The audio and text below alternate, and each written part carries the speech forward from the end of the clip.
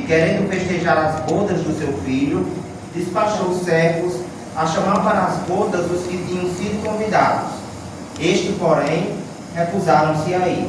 O rei despachou outros servidores com a ordem de dizer, de sua parte aos convidados: preparai o meu jantar, mandai matar os meus bois e todos os meus cevados. Tudo está pronto, vinde a bodas. Eles, porém, sem se incomodarem com isso, lá se foram, um para a sua casa de campo e outro para o seu negócio. Os outros pegaram dos servos e os mataram, depois de lhes haverem feito muitos ultrajes. Sabendo disso, o rei se lhe tomou de cólera e, mandando contra eles seus exércitos, exterminou os assassinos e lhes queimou a cidade. Então disse aos seus servos: o festim das bodas está inteiramente preparado, mas os que para eles foram chamados não eram dignos dele. E depois as encruzilhadas, e chamai para as bodas todos quanto encontrardes. Os servos então saíram pelas ruas e trouxeram todos os que iam encontrando, bons e maus. A sala de bodas se encheu de pessoas que se puseram à mesa.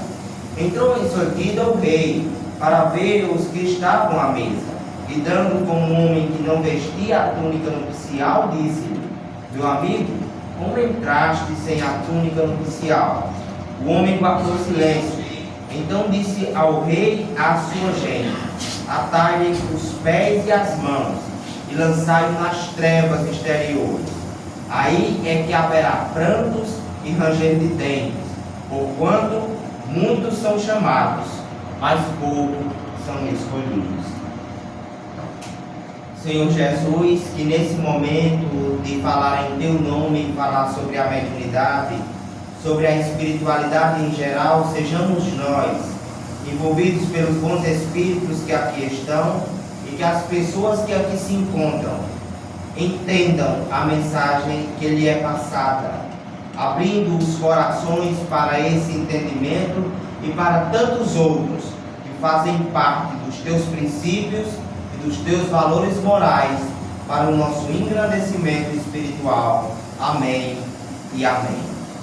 Muitos acreditam que a mediunidade ela é algo puramente espiritual.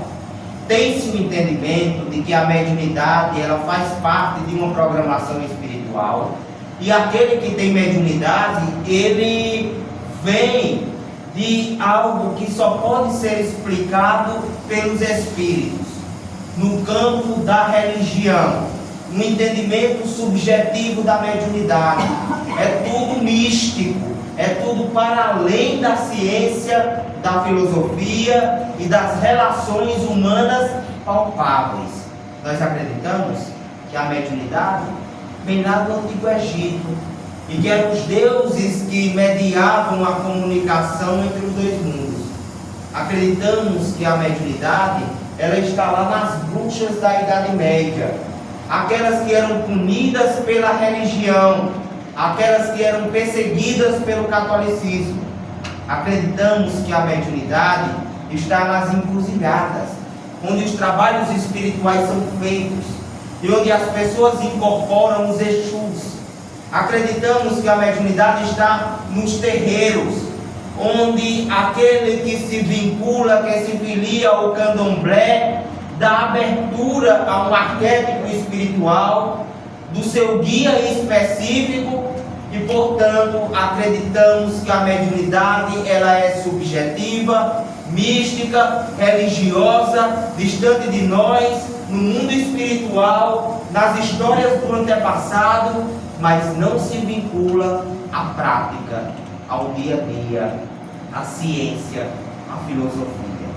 A mediunidade ela é mais simples do que nós pensamos, porque ela está diluída na mãe que cuida dos seus filhos, na dona de casa que faz os seus afazeres, no homem que vai trabalhar na empresa, naquele motorista de Uber que hoje pela manhã pegou o seu carro para atender os seus clientes. A mediunidade ela está no jovem que está dentro da academia, dentro da universidade. A mediunidade está na criança que acabou de nascer, e está também naquela criança de 7ª série, de quinta série, que convive todos os dias em comunicação com os espíritos. Do mesmo modo que a sexualidade está vinculada à criatura humana, chega um momento em que a gente tem um desejo, chega um momento em que a gente se vincula a alguém. Do mesmo modo que você não pode tirar de você as emoções, seja lá que emoção se apresente, se é tristeza, alegria, angústia, dor, euforia, paz, tranquilidade, ciúme, desejo, não importa, você não vive sem emoção. Da mesma maneira que você, enquanto ser social, não vive sem a presença do outro, mesmo aquela pessoa que tem fobia social, uma hora ou outra tem que se relacionar, nem que seja com um médico que vai prescrever a medicação contra a fobia social, ou com um terapeuta que vai escutar as demandas dessa fobia social. Não se pode tirar o homem da sua sociabilidade, não podemos afastar a mediunidade da criatura humana. Ser humano e biologia e mediunidade são, em última instância, indissociáveis. Não se pode separar. Saiu recentemente 2 estudos importantes. Um dizendo que a mediunidade, o primeiro deles que eu li, que a mediunidade tinha uma base genética e que podia ser passada de pai para filhos, de avós para netos e por aí vai. Ou seja, a mediunidade ela está em nosso código genético. E ela vai se expressar de alguma maneira. Entende? Porque a espiritualidade ela não faz nada ao acaso. Anderson, explica isso melhor, para que nós possamos de fato compreender. É o seguinte: nós estamos mergulhados na lei da ciência. Se soltamos aqui uma laranja, a laranja cai, porque existe uma lei explicada cientificamente, explicada pela física, que é a lei da gravidade. As leis de Deus, elas têm uma explicação que também se expressa nas leis dos homens. Então, se existe mediunidade no plano espiritual, essa mediunidade ela tem que também ser explicada cientificamente. Ela tem que vir ancorada em alguma coisa. E o que os cientistas descobriram é que a mediunidade tem causas genéticas, passadas de pai para filhos. Está ancorada em nossos genes. Mas Anderson, você tem uma irmã, não tem? Uma irmã chamada Muriele. Não tem? Tenho sim. Minha irmã Muriele, que não tem mediunidade alguma.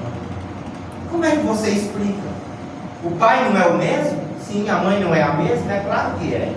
E porque você vem com a mediunidade ostensiva, vendo espíritos desde os 6 anos de idade, e sua irmã não viu um mundo sequer. Você tem 2 filhas, não é, Anderson? Laura e Kiara.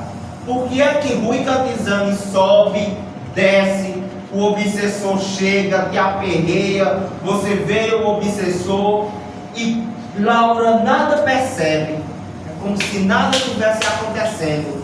Já Kiara coloca uns olhos assim arregalados, como se estivesse registrando tudo aquilo que a sua mediunidade também registra. É muito fácil explicar.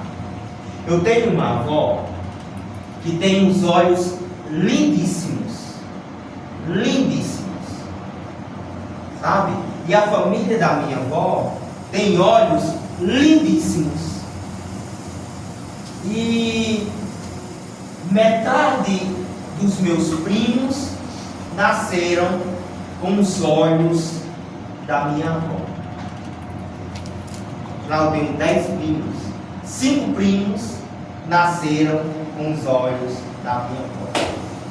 Os outros 5 primos nasceram com olhos de uma tonalidade diferente.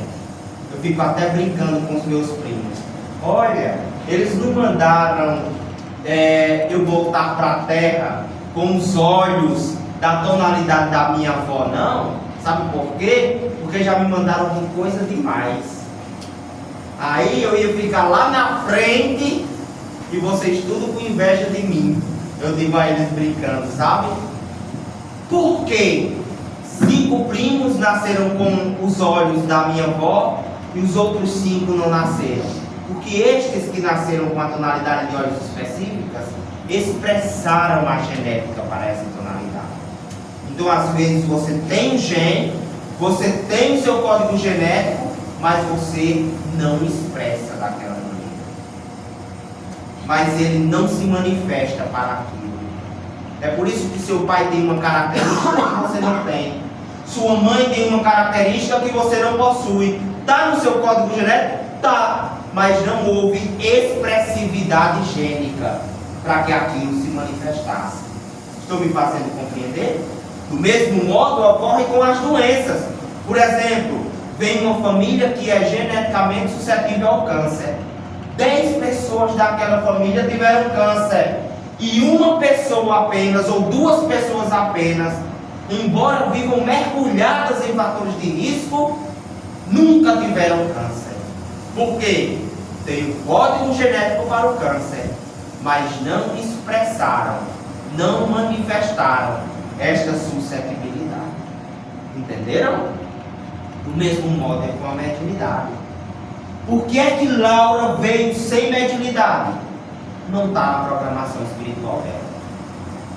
Se tivesse, a espiritualidade iria lá e faria com que aquele gênio despertasse. Ligava a ele: olha, você tem um gênio, você está na sua programação espiritual, tem mediunidade, então vamos aqui, desperta. E Kiara já veio com um botãozinho ligado no seu código genético desde o nascimento. E Anderson já veio com um botãozinho ligado no seu código genético desde o nascimento. Por acaso? Não. Porque precisa passar por isso. Por isso que a mediunidade está em mim. Por isso que a mediunidade está em Kiara. Por isso que a mediunidade está em Divaldo Franco, em Chico Xavier, em tantos outros espíritos. Porque precisa passar por aquilo. Porque faz parte de sua programação espiritual. Não é por acaso. Mas Anderson, então isso lhe faz diferente das outras pessoas? Não. Porque a mediunidade, ela não é especificamente uma missão. Ela é, antes de tudo, uma cruz. Então eu pedia muito a Deus que Kiara não seja médium, que Kiara não seja médium, que minha filha não seja médium, seja do jeito de Laura, sem mediunidade. Mas aí a menina não pode ver o espírito que arregala os olhos. Entende?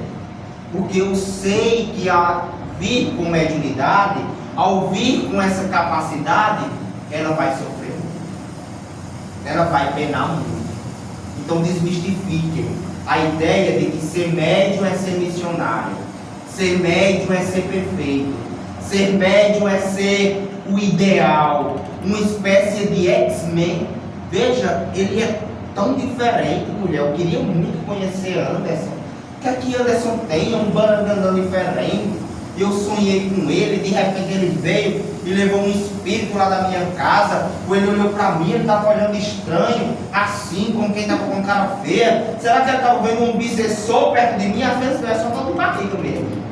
Uma dor de barriga grande, uma cólica intestinal, uma vontade de ir ao banheiro, uma vontade de fazer xixi, e você sem conseguir segurar, e você começa a ficar assim com cara feia. Aí a pessoa, tu tá arrepiada. Anderson estava aqui olhando para mim com a cara feia. Vixe Maria, quando o Anderson olha assim, é certeza. Tem um obsessor perto de mim. Desmistifiquem isso. Porque se seu cabelo é preto e você é uma pessoa normal, se seus olhos são azuis e você é uma pessoa normal, se sua pele é de tonalidade amarelada e você é uma pessoa normal, se você tem uma orientação sexual X e Y, Z e você é uma pessoa normal, se você é de estatura mais alta ou de estatura mais baixa e você é uma pessoa normal, quem tem mediunidade também é normal. Não é paranormal. Não é além do normal. É normal. Agora, quanto mais ostensiva é essa mediunidade, menos a gente consegue segurar. Porque é uma sensibilidade muito grande. Não tem pessoas com espectro autista que, quando vão pegar numa coisa, se afastam porque tem sensibilidade à textura? Não tem pessoas com espectro autista que colocam as mãos aos ouvidos quando estão escutando um som muito alto? Do mesmo modo é o médium, quando sente uma energia mais intensa, quando sente uma vibração mais pesada, ele se retrai, ele muda de humor. O sentimento do médium é muito sensível. Inclusive, eu quero dizer aqui que é uma das coisas mais difíceis da mediunidade é justamente isso. Eu elenco 3 coisas que são dificílimas ao lidar com a mediunidade. A primeira delas é as pessoas acharem que médium é perfeito. Sabe? Sempre esperarem a perfeição do médium. Eu estou desmistificando isso lá em Cajazeiras, principalmente através das redes sociais. Por exemplo, chegar no espetinho, aí tá Anderson no espetinho, mas minha nossa senhora, eu não acredito não. Anderson no espetinho? Como é que pode? Anderson do Sirineus? No espetinho? Comendo espetinho de quê? De carne de porco. Vixe! Pecado é extraordinário. Essa ideia de que médium é perfeito é uma das coisas mais difíceis de se conviver. A segunda coisa mais difícil de se conviver é a pessoa que vem para perguntar. Porque às vezes você está conhecendo alguém, como é o seu nome? Lorena. Você conhece a Lorena? Lorena, e aí, qual é a sua profissão, em que você trabalha, qual é a sua aptidão, o que é que você gosta de fazer, quais são os seus prazeres? Aí, Lorena, daqui a pouco eu vou perguntar a ele se tem um espírito perto de mim. Você nunca está conversando com alguém de igual para igual, sabe, Marcos? É sempre a pessoa com a ideia. Daqui a pouco eu pergunto a ele se tem um espírito perto de mim, se eu fui rei ou rainha na encarnação passada. Porque, Lorena, as pessoas só querem ter sido na reencarnação passada rei ou rainha.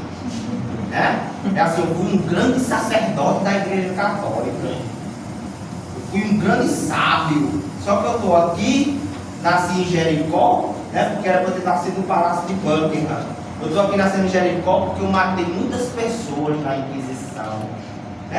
Ninguém quer ter sido lavrador, aquele que carregava a pedra nas areias do deserto, aquele que servia água aos senhores, que levava a bandeja, aquele que foi açoitado na época da escravatura, aquela ama de leite que cuidava dos meninos para as senhoras terem os seus lazeres, nas grandes castas hierárquicas. Ninguém quer ser.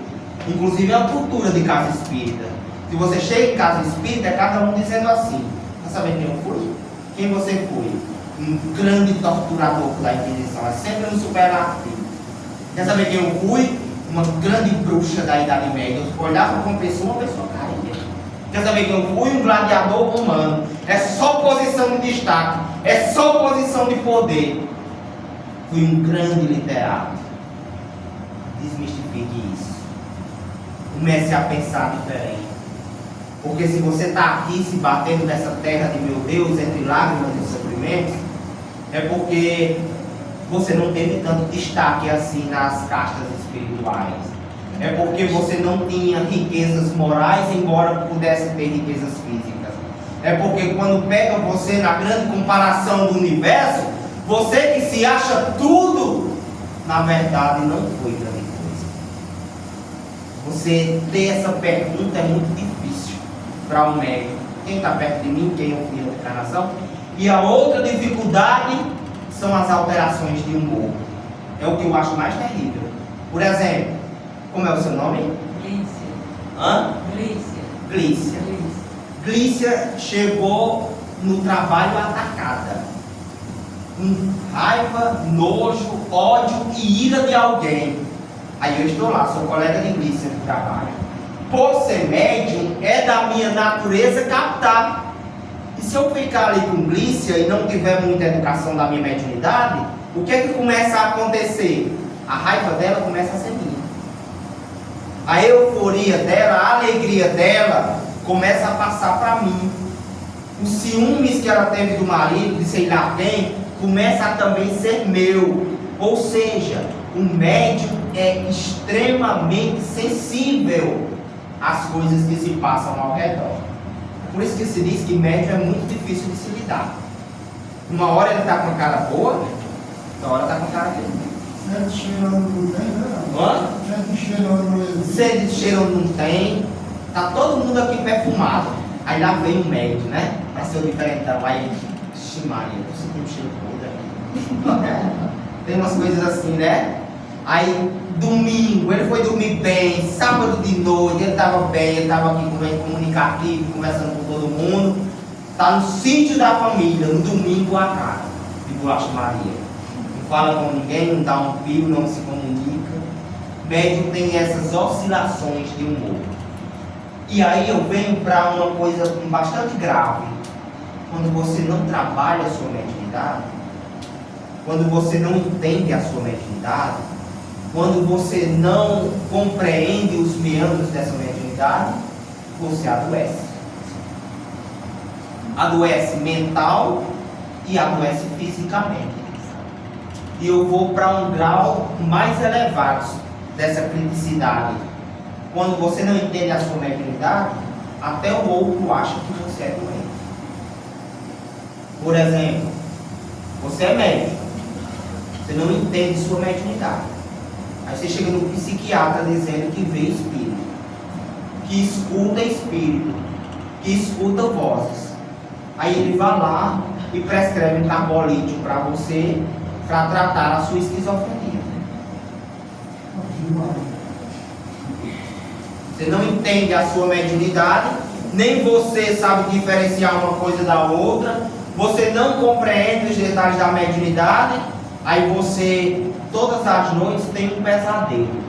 Todas as noites tem dificuldade de dormir por conta desse pesadelo. É um homem lhe sufocando, é alguém que lhe provoca uma paralisia do sono, você fica se debatendo na cama asfixiado, você não consegue acordar, você diz que é um homem de chapéu branco, preto, azul, amarelo que lhe enfoca. Algumas pessoas se sentem até violentadas sexualmente durante o sono, e aí você vai ao médico, sabe? E ele prescreve um calmante para você dormir melhor. Claro, se nem você entende a natureza de sua mediunidade, como é que o psiquiatra, o neurologista, o profissional de saúde que te atende vai compreender? Por isso que é importante ter o estudo da mediunidade. Por isso que é importante você compreender a mediunidade aprofundadamente. Se você perde esse parâmetro, você não consegue nem viver. Por exemplo, você começa a desenvolver cacoetes. É chato um médico com cacoetes, né? É horrível aquele médico que toda hora está com eu chamo aqui no Nordeste de pantinho. Está com pantinho diferente. Um médium pantinzeiro. Por exemplo, ele chega num canto, está todo mundo se divertindo, uma festa, aí ele começa, todo me arrepiando. É como se ele fosse superior aos outros. Estou todo me arrepiando, não vou ficar aqui não. Não, eu não vou ficar aqui não. Aqui está uma energia muito pesada. E aí ele ajeita a cadeira, quando ele está na reunião, ele vai ajeitando, que é para não ficar perto de Lorena. Lorena está com uma energia muito pesada, deixa eu me afastar um pouco. Deixa eu ir para ali, deixa eu ir para acolá. Sabe? Ele começa a se expor ao ridículo. Eu não vou para a festa dos meus amigos, nem por isso eles ficam lá me vendo diferente do ser médium. Eu vou para a festa de casamento. Se me chamar para batizar do menino na igreja católica, eu vou também. Não vou ficar lá julgando o padre. Ixi, Maria, estou vendo o espírito perto do padre. É a mãe do padre. Eu vou já dizer ao padre que esse negócio de céu e inferno não existe. O que existe é uma condição mental, porque a mãe dele está ali perto dele. E esse negócio de sono eterno também não existe, não. Ele fala, Anderson, tudo bom? Você lá do Sirineu, os médiums aqui. Eu digo, padre, vamos lá, firme e forte. Cumprindo a nossa missão até o fim. Fui falar recentemente num culto ecumênico, tinha um babalorixá, o padre, eu e o pastor. Dei dar um abraço no pastor, o pastor não disse que eu era um demônio, não pôs a mão na minha cabeça, não me derrubou no chão, o pastor não me repreendeu, não, nada disso. Eu não disse ao padre que morreu e acabou, que comunicação mediúnica não existe, nada disso. O babalorixá não me deu um banho de ervas, nada disso. Sabe por quê? Porque quem vive com a mediunidade lúcida e equilibrada transita em todos os locais com naturalidade, com absoluta naturalidade. Vejamos Jesus. Quem é Jesus? a excelsa alma do universo, o espírito mais sublime que passou pela terra. Qual foi o primeiro milagre dele? As bodas de Caná, dentro de uma festa de casamento, dentro de um contexto social, para acabar logo de cara com essa ideia de que quem é religioso, quem está dentro de uma religião, quem tem mediunidade, quem tem uma potencialidade a mais, não pode ir em determinados ambientes. Aí é que eu vou e cumpro a minha missão nesses ambientes. Uma pessoa me disse ano passado, através do Instagram, graças a Deus que me disse através do Instagram. Se tivesse dito pessoalmente, a puxada de orelha seria bem maior. Eu estava relatando que adorava, quando chegava o dia de finados, para eu ir para o cemitério com os meus pais. Depois que eu equilibrei minha mediunidade, aos 10 anos mais ou menos, eu comecei a ir dia de finados para o cemitério. Porque lá eu converso com encarnados e desencarnados. Tem 10 mil pessoas no cemitério, para mim tem 20 mil pessoas. São 10 mil encarnados e 10 mil desencarnados, 20 mil pessoas. E eu saio conversando com um, com o outro, para mim é uma festa, escutando uma história, para eu utilizar numa palestra. E aí, uma pessoa do Espiritismo disse, pois eu não vou lá não. Aí eu disse, por que o senhor não vai lá? Ele disse, porque eu posso orar da minha casa e posso recolher os espíritos da minha casa espírita, e eu não tenho função nenhuma dentro do cemitério, sendo que aqueles espíritos que estão lá são todos ignorantes. Pois é justamente para lá que eu vou, eu disse a ele. Porque o senhor está encastelado aí na sua religião, e eu estou no meio do povo, falando para o povo. Estou lá, falando com os espíritos lá, entendendo, compreendendo, pegando de novo, escutando a mãe que está enlutada pelo filho, e o filho que está enlutado também, porque partiu e se separou da mãe. Eu estou lá onde o sofrimento habita. Ah, vamos falar em Jericó? Vamos falar em Jericó. E por que você não vai mais em Jericó? Porque não tem convite. Porque se tivesse convite, eu iria de novo. Né? Se tivesse convite, eu iria de novo. Ah, mas é para falar na porta do cemitério dia de finados. Vamos falar na porta do cemitério dia de finados. Ah, mas é para falar sobre um tema polêmico. Vamos falar sobre um tema polêmico. Eu não me acovardo diante de públicos ou de temas. Eu estou cumprindo a minha missão.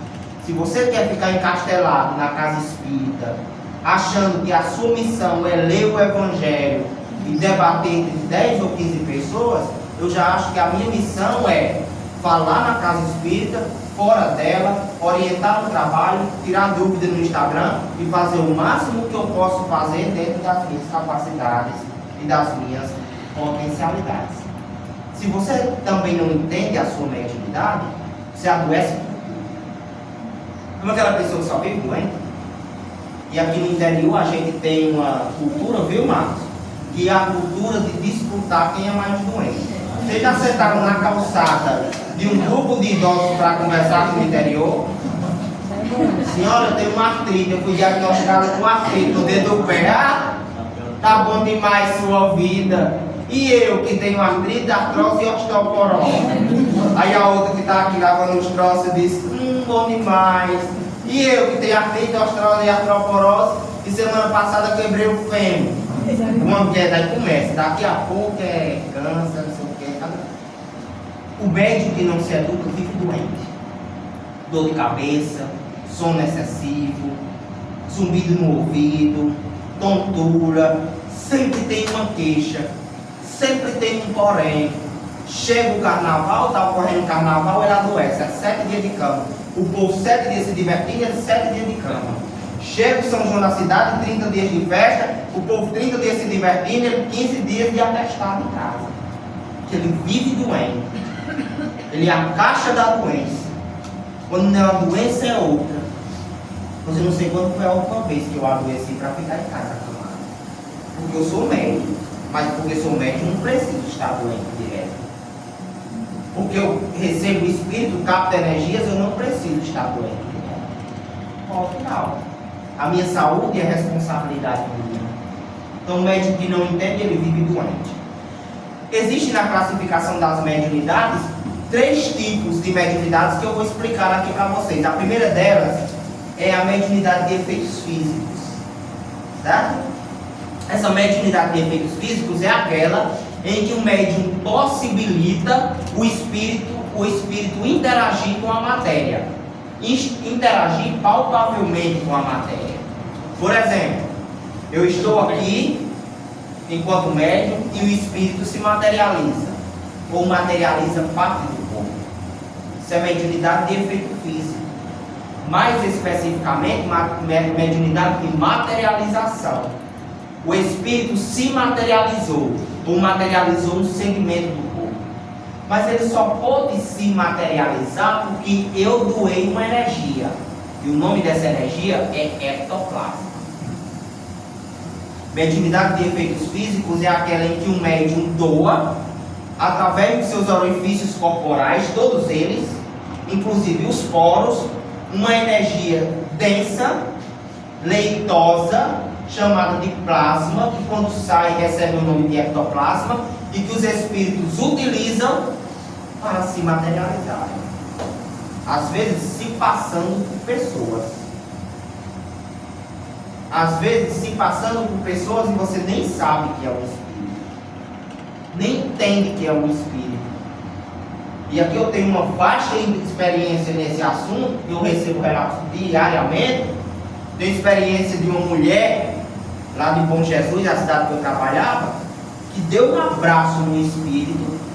O espírito conversou com ela, deu conselho e se desmaterializou. Aline, o nome dela. Ela fez uma oração pela manhã. Ela estava muito angustiada. Lá na cidade de Bom Jesus não tem casa espírita, tem apenas uma igreja. A igreja estava fechada nesse momento. Ela estava passando por problemas com alguns familiares, um problema de foro íntimo, estava com pensamentos muito negativos, e ela orou antes de sair de casa. Ela disse: meu Deus, me ajude, não tem ninguém aqui por mim, ninguém aqui para me ajudar, me auxilie, me envie alguém, me socorra, porque eu já estou a ponto de desespero, de pensar em besteira. Ela pegou, fez a oração, saiu de casa para ir ao mercado. Quando ela entrou no mercado, numa ala mais escondida do mercado, geralmente tem essas alas mais escondidas, ela viu uma senhorinha. E a senhorinha ficou ao lado dela, ela fazendo as compras. A senhorinha olhou para ela e disse: você é fulano de tal, não é? Aí ela disse: sim, eu sou fulano de tal. Aí ela: eu já lhe vi aqui em Bom Jesus. A senhorinha disse. Ela disse: foi. Ela disse: você está passando por algum problema? Estou passando por um probleminha. E ela desabafou. Senhorinha, tenha paciência, isso vai passar. Isso é só um momento da sua vida. Deus aconselhou, deu um conselho, uma palavra amiga, sabe? Aí quando foi ao final da conversa, a senhora disse assim: eu posso lhe dar um abraço? Ela disse: pode, tranquilamente. A senhorinha abraçou e segurou o abraço. Segurou o abraço.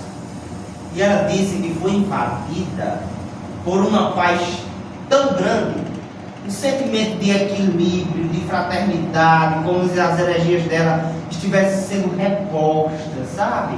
Um amor, uma ternura imensa, que ela disse: meu Deus, esse sentimento não é desse mundo. E a senhorinha soltou o abraço. Tchau, Aline, tchau. A senhorinha saiu andando e deu a volta na prateleira. Aí ela se tocou que não tinha perguntado o nome, e foi atrás da senhorinha. Na mesma hora, quando ela deu a volta na prateleira, a senhorinha não estava mais no supermercado. Ela foi para fora do supermercado, procurou na praça, não estava mais. Perguntou às pessoas: vocês viram uma senhora com características tal e tal? Também não viram. Uma gênere, que é uma gênere segundo Kardec, um espírito que se materializou a ponto de ganhar características humanas palpáveis. Agora, do mesmo modo que ocorre para o bem, também ocorre para o mal. E aí eu tenho inúmeras histórias. Por exemplo, uma senhora de meia idade de uma cidade no Ceará, que eu não vou dizer aqui o nome, porque é uma questão muito delicada, mas que eu atendi no mês passado, mas há uns 2 meses, acho, que nos procurou porque todas as manhãs, quando acordava com marcas de unhas profundas nas costas. como se tivessem rasgado ela de ponta a ponta. E aí foi perguntado se ela tomava algum remédio para dormir, ela disse que não. Algumas pessoas ventilaram que poderia ser um ataque animal, um ataque do cachorro, mas eu achei muito inviável ser isso, o cachorro arranhá-la com aquela profundidade. As fotos realmente eram terríveis. E na hora que me mandaram as fotos, fui cansando e disse, ela está sendo agredida por um espírito. Essas marcas estão sendo provocadas por um espírito que se utiliza de ectoplasma, que materializa as mãos, as garras, as unhas e que provoca estas arranhaduras nela. E realmente era incrível, né? A materialização. E eu tenho as fotos. E tenho o relato de Aline também, que recebeu a visita de um espírito de luz. E tenho as fotos dessa mulher que era agredida durante o sono, em locais que ela não conseguia atingir por ela mesma. Sabe? As unhas dela jamais atingiriam aquelas localidades. Todas as manhãs ela acordava dessa maneira. Então isso é mediunidade de efeito físico, uma mediunidade de materialização. Estou dizendo aqui as mais comuns. Quer ver outra que eu já vi dentro de reuniões mediúnicas? A odorífera. É diferente daquela em que apenas um médium sente o cheiro. Nesse caso da odorífera, todas as pessoas daquela reunião sentem o cheiro. O espírito chega, cheiro se materializa, e em se materializando, todos têm a capacidade de sentir. Mediunidade odorífera, onde os odores são materializados. Tem também a pneumatofonia, que é quando uma voz é materializada. Eu tive uma experiência de pneumatofonia quando eu tinha mais ou menos uns 15 anos de idade. Estávamos na casa da minha mãe, todos reunidos, os quatro, eu, meu pai, minha mãe e minha irmã. E de repente, do centro da sala, o espírito gritou: Anderson, você está aí? Venha cá. E aí todos escutaram. E aí nós nos entreolhamos. Que dá aquele medinho, né? Aquele medinho, né? Aquele arrupeiozinho, como a gente diz, aquele arrepiozinho, né? A gente sempre olhou, e quem foi? Foi você? Não, não fui eu, não, mas foi alguém lá fora? Vamos ver. Era de noite, à tarde da noite, abrimos a porta, não tinha ninguém. Pneumatofonia. Inclusive, aproveito para desmistificar uma outra coisa. Aquela ideia de que espírito só aparece de madrugada quando você vai no banheiro ou quando você vai atacar a geladeira. Essa ideia, né? Se for 2 horas da tarde, eu vou, mulher. Eu abro a geladeira, bebo água, eu como um pão que está lá. Mas se for 2 da manhã, eu não vou não. Se for 3, piorou, que eu vou lá do anticristo. Vai aparecer um vulto para mim. Né? Que espírito não tem 12 horas do dia, não, é? Não tem 1h30 da tarde, não tem 7 da manhã, só tem de madrugada. Não tem essa ideia, né? De que espírito só aparece de madrugada. Mas eu entendo. Porque os espíritos brincalhões, eles se aproveitam do seu medo e do horário para te causar esse tipo de terror. Sabe? Eles se aproveitam, eles sabem que você tem mais medo naquela hora. Eles sabem que você tem esse ponto fraco. Aí diz assim: não, eu estou aqui o dia todinho atingindo ela com energia negativa, fazendo ela brigar com o namorado. Eu estou aqui o dia todinho fazendo ele brigar com o chefe. Mas eu só vou aparecer assim em forma de vulto 1h30 da manhã quando ele for no banheiro. Aí brinca com a tua mente dessa maneira. Tem dia que eu estou com tanto sono, passa assim no meio do quarto. Eu viro para lá e vou dormir. Eu estou com tanto sono, tão cansado que eu não tenho tempo para mim. Tão cansado que eu não tenho tempo para prestar atenção em espírito, me provocando medo.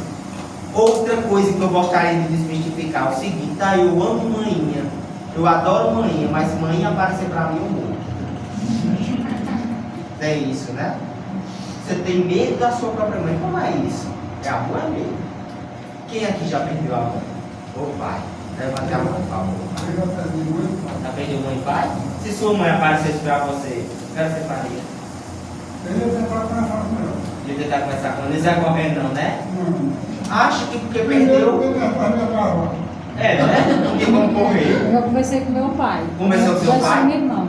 Mas não saiu correndo, não. Não, tem medo. Ela tem mais coragem que Eu eu. vejo Não é? Cristo na minha calçada, eu converso com Pois ele. é, não é porque você perdeu o corpo que você deixa de ser Nós somos você. irmãos, nós dois. Qual é o seu nome, moça?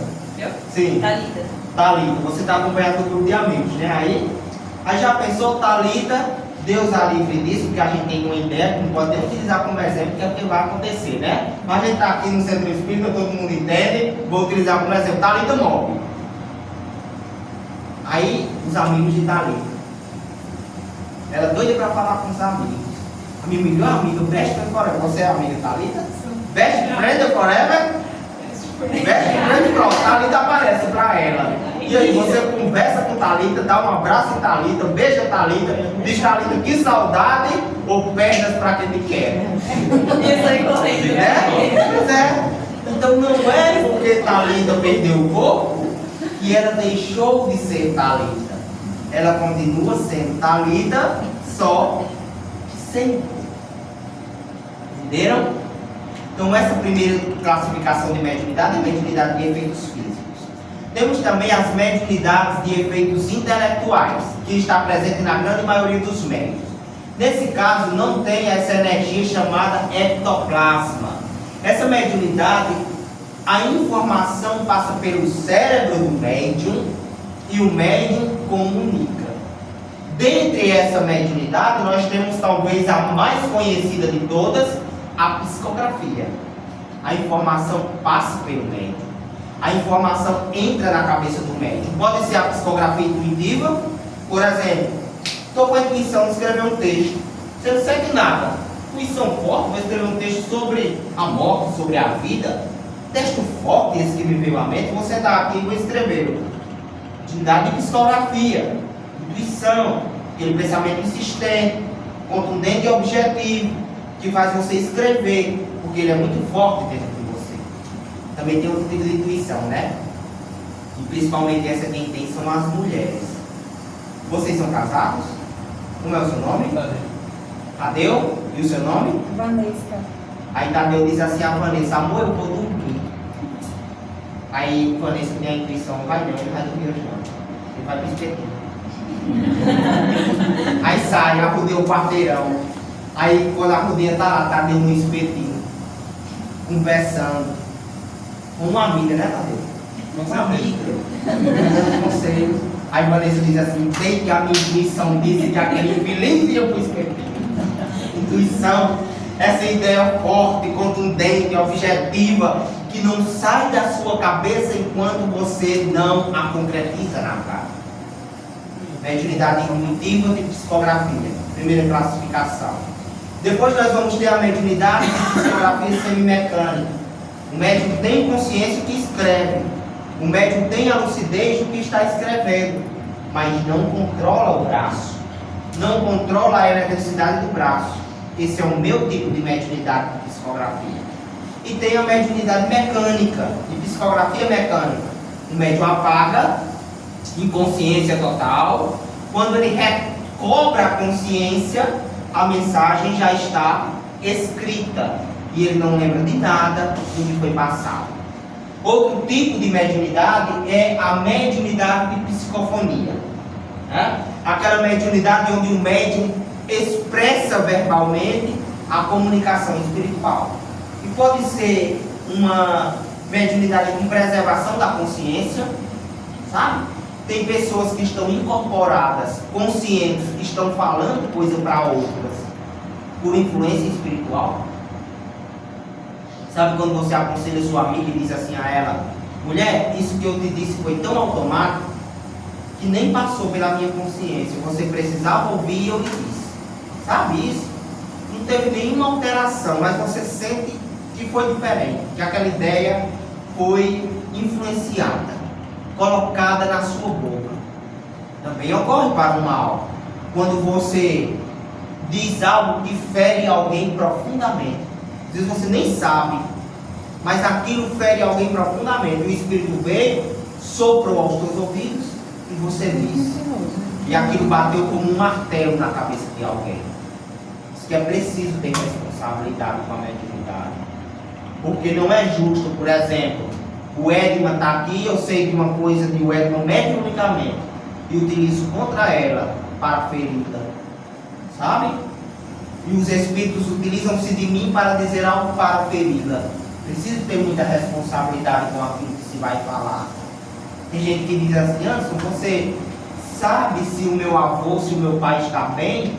Às vezes eu sei que ele está extremamente mal. E às vezes me é influenciado, vem à minha boca para dizer ele não está bem, ele está nos umbrais. E aí eu me calo, penso, reflito e pondero. Essa informação vai mais ajudar ou mais atrapalhar? Vai mais atrapalhar. Aí eu digo: então vamos orar pelo seu pai? Talvez ele não esteja tão bem, mas vamos orar para que ele fique. Não digo a informação assim tão duramente falando, sabe? Que pode ferir o outro em sua suscetibilidade. Essa mediunidade ela pode ser semiconsciente ou até inconsciente. O espírito incorpora e a pessoa perde o domínio sobre si. E aqui temos uma outra oportunidade de desmistificar alguma informação que é passada pela mídia. E é aquela informação de que o espírito entra na pessoa. Poxa, dois corpos não podem ocupar o mesmo lugar no espaço. Meu espírito já está dentro de mim. Ele já faz parte de mim. Como é que outro espírito chega e ocupa o espaço que meu espírito deveria ocupar? Né? Tem que ter essa ideia. Vixe Maria, fulano baixou um espírito como se fosse um download de computador. Baixou um espírito como se fosse um arquivo. Baixou, aí entrou dentro de fulano. Né? E tem médicos que acham até que os espíritos entram pelo nariz. Ficam assim, ó. Né? Dá uma respirada funda, como se o espírito entrasse pelo nariz. Não é isso. O espírito se aproxima. Ele toca as regiões cerebrais daquele médico, toca a área de Wernicke, a área de Broca, a área motora primária, a área motora secundária, a área auditiva primária, a área auditiva secundária. E tocando o cérebro do médium com as energias mentais que é dele, faz com que o médium psicografe e que o médium incorpore. Isso é natural. O espírito está aqui ao meu lado. Ele está se comunicando por uma espécie de influência mental que passa dele para mim. E é assim que eu incorporo. Mas Anderson, modifica a voz? Modifica. Mas Anderson, modifica a face? Modifica, claro. A postura, claro que modifica. Mas sabe, para pilotar o avião, o piloto precisa de talão pegando nas asas? Precisa ou não? Ah, vamos pilotar aqui o avião, então deixa eu ir lá pegar na última poltrona do avião. Tenho que pegar em todo o local do avião para pilotar o avião. Precisa disso? Onde é que o piloto fica tocando? Responda. No controle, não é? Que geralmente é desse tamanho, não é? E ele controla o avião inteiro, não controla? Então o espírito ele só toca energeticamente no teu cérebro. Ah, mas o médium levantou a mão. Sim, do mesmo modo que o piloto tocando lá no controle fez a asa inclinar levemente para a esquerda. Ah, mas o médium mudou a cara. Claro, do mesmo modo que o piloto lá no avião baixou os flaps. Ele não precisou, vamos parar o avião para eu ir lá na asa e baixar os flaps. Precisou? Apertando o botão, ele baixou os flaps. Apertando tua área motora primária e secundária, altera a musculatura da face. E assim você expressa exatamente o que ele está pensando e está sentindo. Compreenderam? E nós temos uma terceira classificação mediúnica, que é a mediunidade que são de fatores anímicos, que não depende de um espírito. Não depende do espírito, depende das ferramentas mediúnicas que eu tenho. Por exemplo, sair do corpo conscientemente. Muita gente sonha comigo. Aquela ali de óculos está doida para me pegar na saída, para conversar 1 hora comigo sobre um sonho que ela teve comigo. Eu, quando terminar a palestra, de Marcos disser, graças a Deus, antes de abrir os olhos, eu não vou tentar. Entenderam? Que é para ela não conversar, porque eu tenho certeza que se ela conversar, ela vai me pegar durante 1 hora. Olha, é 2 coisas que o espírito faz: conversar muito e comer muito. Estômago de espírita, cemitério de galinha. Não é? Veja, sair do corpo não depende de espírito algum. Eu saio do corpo por uma técnica. Entende? Ver o espírito. Eu não estou intermediando o espírito. Eu estou vendo porque tem mediunidade de vidência. Tem uma mediunidade que se diz anímica. Eu estou ouvindo o espírito porque eu tenho mediunidade de audiência. Eu estou ouvindo porque eu tenho essa capacidade mediunímica. Agora, a partir do momento em que eu transmito, é que eu me coloco no papel de médium. Mas isso é uma classificação anímica da mediunidade. É algo que depende única e exclusivamente de mim. Tá certo? O indivíduo que vem com mediunidade, ele pode sofrer alterações dessa mediunidade. Não é todo dia que a sua visão está 100%. Estávamos falando fazer uma pergunta. no final, meia hora de pergunta. Não é toda hora que você está com a visão 100%. Se você estiver cansada ou cansado, sua visão pode ficar mais turva, mais lenta, pode? Se você estiver desatento, um dia muito estressante, sua audição pode diminuir a acuidade auditiva. Tranquilamente, não é? Você vai para a academia, tem dias que é uma força total, né? Vocês podem perceber aqui que eu sou uma pessoa que malha todos os dias, né? Um atleta completo, né? Vocês podem perceber que eu entendo do que eu estou falando. Você vai para a academia às vezes com muita energia, eu vou agora pegar aquele personal, ele vai simplesmente entender o que é exercício comigo. Hoje, vou fazer todas as marcas, mas tem dia que só Jesus na sua causa. Né? Tem dias que você vai para a academia, você não sabe se é você que está aí no seu espírito. Porque você muda. Mediunidade também muda. Uma medicação que eu tomo, um dia mais cansado, uma anestesia, bebida, drogas. Vocês já viram pessoas que são assim, parecem que não tem mediunidade, mas quando bebem incorpora? São médios. Fulano não pode beber. Se fulano beber, briga com a família inteira. Fulano não pode se beber, como eu não sei, ó. Edson, se Edson, olha, Edson é até a pessoa boa. Mas vai ter a festinha aqui no final do ano, não chama Edson, né? Muda completamente quando bebe. Suponhamos, viu, Edson? É brincadeira, viu, gente? Edson não bebe, não. Muda completamente, é como se uma pessoa tivesse entrado dentro dele. Não. Ele tem mediunidade e a substância psicoativa aflora as ferramentas mediúnicas de Edson naquele momento. Do mesmo modo, uma anestesia, uma determinada medicação, gravidez. Eu atendi uma mulher uma vez que teve mediunidade durante o tempo que estava tomando uma determinada medicação. Quando parou a medicação, cortou a mediunidade. Estava tomando uma medicação prescrita pelo médico. Enquanto estava tomando a medicação, teve experiências mediúnicas. Interrompeu a medicação, acabou-se as experiências. Porque a mediunidade ela está na nossa pineal, glândula que fica geometricamente no centro do cérebro. Ela está lá, glândula pineal, a glândula da mediunidade. Se está lá, não se pode ter essa ideia de que eu vou no rezador para cortar as correntes. Quando uma pessoa diz isso, eu me arrepio todo. Porque daí a pior enganação que existe. Né? Eu tenho mediunidade, mas eu fui no rezador, o rezador cortou as correntes.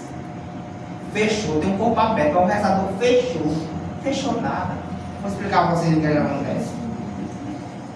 Ó, eu estava praticamente doido lá em Cajazeiras com a minha mediunidade, 6, 7 anos de idade, vendo espírito, ouvindo, minha mãe enlouquecendo, vendendo coisa, me levando para os hospitais de madrugada, psicólogo, neurologista, indo para tudo.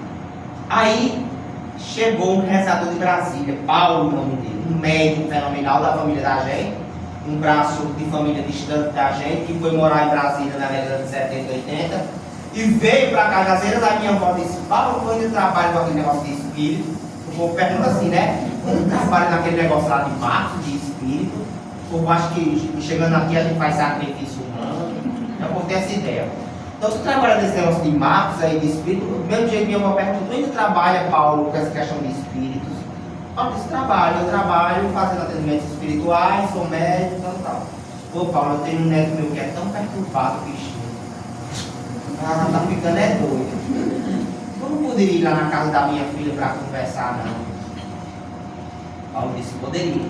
Eu só me lembro de Paulo entrando na casa da minha mãe. Era muito pequeno. Paulo entrou, fez uma reunião na mesa da cozinha lá da casa da minha mãe e pediu uma imagem de São Francisco de Assis. Claro, ele estava dentro do direito dele. Era assim que ele entendia a mediunidade, e isso não anula a mediunidade que ele tinha. Nada, e nada. Só porque ele não era médium espírita, não quer dizer que ele não seja médium. Né? Não é isso? Tem médium até ateu. Entende? Que está exercendo a mediunidade sem nem saber que está. Enfim, dessa imagem de São Francisco de Assis e colocaram lá. Aí ele fez a reunião. Vieram me contar muito tempo depois. Porque o povo tinha medo de eu endoidecer de novo. Tinha medo de dizer assim: não vamos dizer nada ao bichinho, não, porque vai que ele endoideça de novo. Me preservaram até os 18 anos de idade para saber se eu tinha melhorado ele. Para começar a dizer as coisas a mim, entendeu? Aí minha mãe disse: olha, São Paulo fez a reunião e ele disse assim: Iracema, esse menino quando crescer vai ter uma mediunidade muito forte. Não vai ter quem segura essa mediunidade dele. E ele vai trabalhar falando sobre isso. Paulo disse à minha mãe, 7 anos de idade. Mas para que ele não endoideça, antes disso, para que ele tenha um pouco de tranquilidade, os espíritos estão dizendo aqui que vão cortar as correntes dele temporariamente. O que é que ele quis dizer na linguagem dele? O que é que eu quero explicar a vocês com cortar as correntes? Nós vamos amenizar essa mediunidade. Nós vamos proteger essa mediunidade. Nós vamos organizar essa mediunidade por um tempo. Para que ele se desenvolva física, psicológica e espiritualmente falando.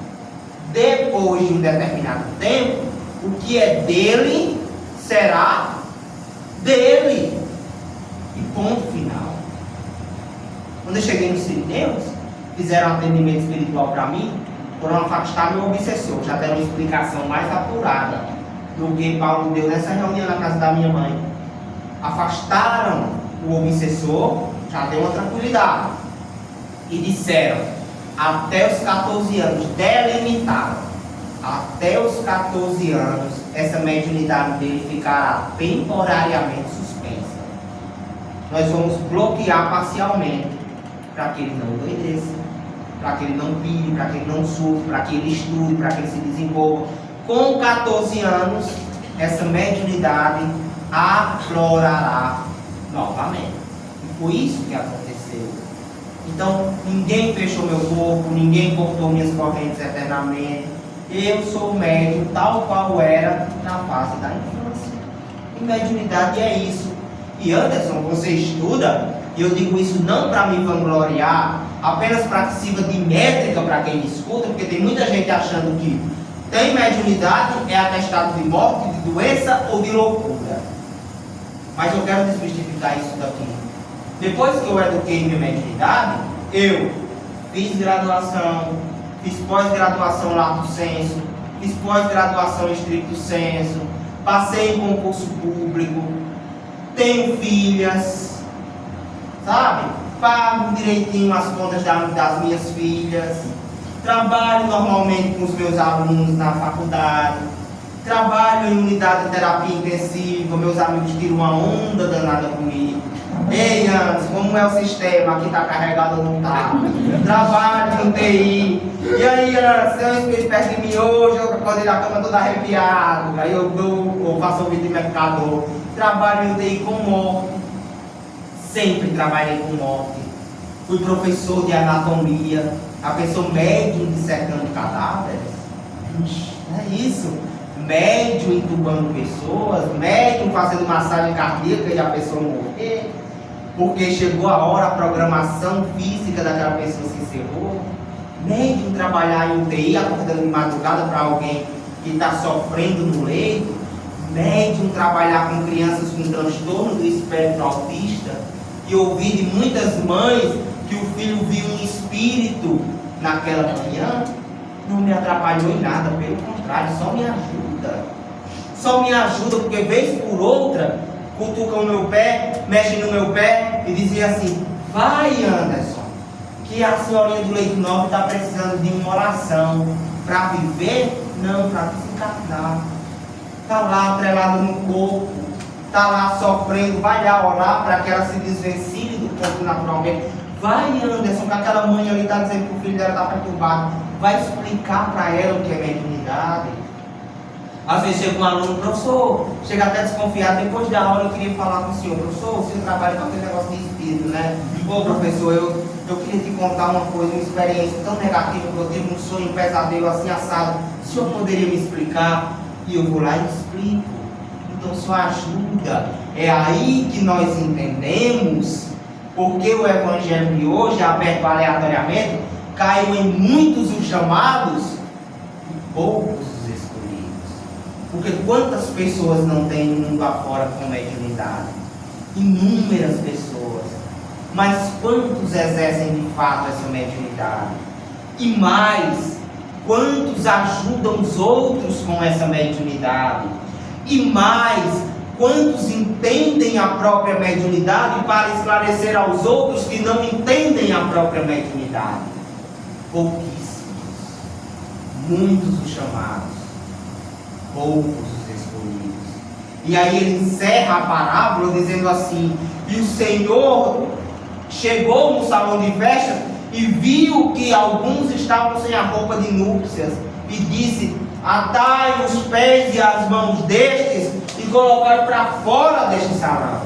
Quer dizer, até que ponto esse médium que fala, que produz, que exerce, que entende, que auxilia, que explica, que divulga, ele está nessa posição de se vestir de humildade para fazer isso, de colocar os interesses da explicação e da ajuda à frente dos próprios interesses. Porque eu digo uma coisa a vocês com sinceridade: quem é que aguenta? Eu faço trabalho em rede social há 5 anos, todos os dias, chovendo ou fazendo sol, explicar talvez a mesma pergunta a quem pergunta. Não é fácil. Explicar o fenômeno, se deslocar para fazer uma palestra, responder uma pessoa individualmente, não é fácil. Mas aí é o que me é pedido, é o que me é solicitado. Eu fui chamado e quero ser escolhido. E se não fossem os sirineus que tivessem feito o atendimento para mim, onde eu estaria? E se não fosse Paulo que tivesse cortado minhas correntes, onde eu estaria? Então é minha obrigação agora fazer o que os sirineus fez por mim, e fazer o que Paulo fez por mim, naquela noite de meio de semana, quando eu tinha 7 anos de idade. Ser chamado, todos somos, mas resta saber se eu estou disposto ou não a ser escolhido. Pense nisso. Né, galera? Estou à disposição de vocês, viu? Vou salvar esta live e vou abrir para perguntas.